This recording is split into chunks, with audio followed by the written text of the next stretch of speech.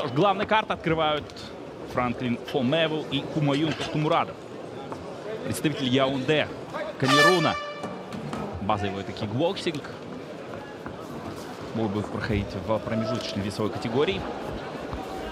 74 килограмма. Фомеву сразу демонстрирует свои навыки. Как раз таки в стойке. Рабочие ноги. Он ниже. Тохтумурадова. Неплохой правопрямой. Серия и сразу перевод следует от Хумаюна.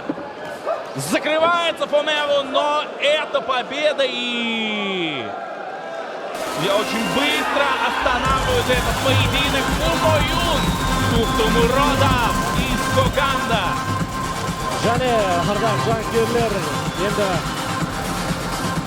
бұл жерде камерундықтың шашы да түсіп қалған сияқты 8 бұрышқа. Қазір бейнеқайтқан сәтінде көрсек. Ja, Хумаюн Тохтумурадов.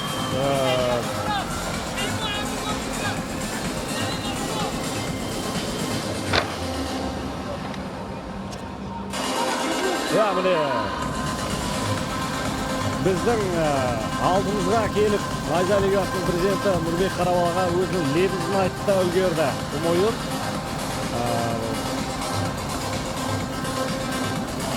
біз енді күткендей болды, дейікші.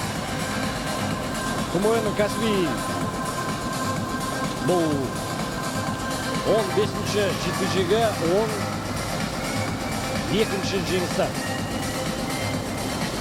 Құттықтаймыз енді. 12-я победа при 3 поражениях для Хумаюна. 274-е поражение для Франклина Фомеву.